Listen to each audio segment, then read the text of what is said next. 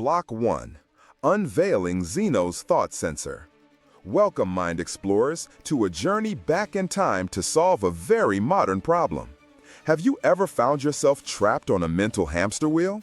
You know the feeling, that one negative thought, that loop of worry or self-criticism that just won't quit, replaying over and over, draining your energy and stealing your peace.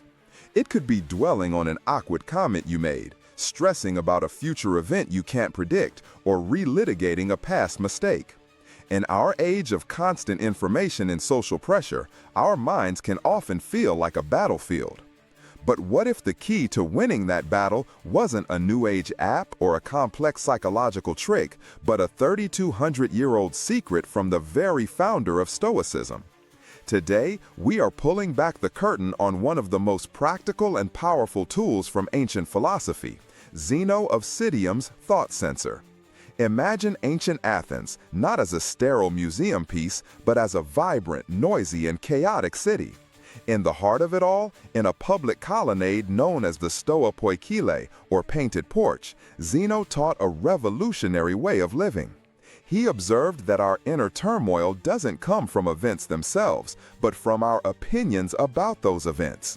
The source of our suffering wasn't the world outside, but the unchecked narrative within. His solution was a radical form of mental gatekeeping.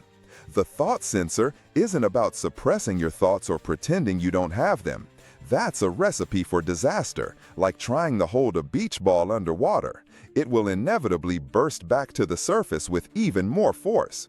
Instead, Zeno's method is about conscious, deliberate discernment. It's about treating every thought not as an undeniable truth, but as an external input, a visitor knocking at the door of your mind, which you have the full authority to vet before letting it in. Think of it this way: your mind is an exclusive VIP club. You are the head of security, the bouncer standing at the velvet rope. Throughout the day, a long line of thoughts, impressions, and impulses queue up, demanding entry. Anxious thoughts, angry thoughts, jealous thoughts, fearful thoughts, they all want to get in and start a ruckus. The untrained mind lets them all in, no questions asked. The club quickly becomes chaotic, loud, and miserable. Zeno's thought censor is that bouncer, clipboard in hand, who stops each thought at the door and asks for its credentials. The clipboard contains your core principles. Is this thought true? Is it helpful? Is it within my control?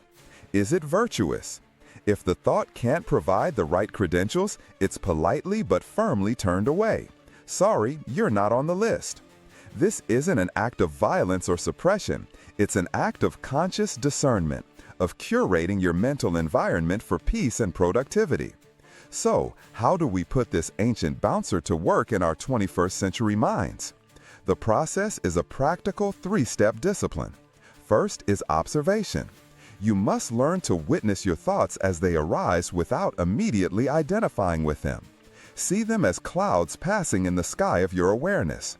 The thought, "I'm going to fail this presentation," is not you. It is a mental event you are experiencing.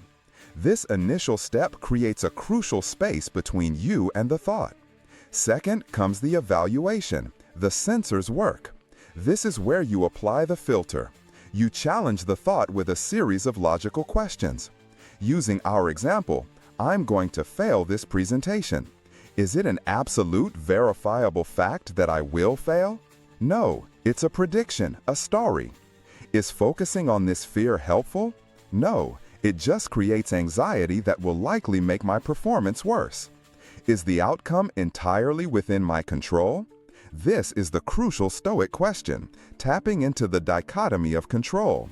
I can control my preparation and my effort, but I cannot control the audience's reaction or unforeseen technical glitches. The final step is the decision, assent or dismiss. Based on your evaluation, you make a conscious choice.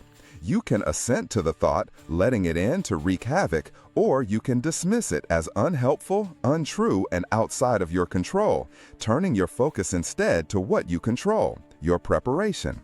This isn't about ignoring a potential problem, it's about refusing to indulge in a destructive fantasy.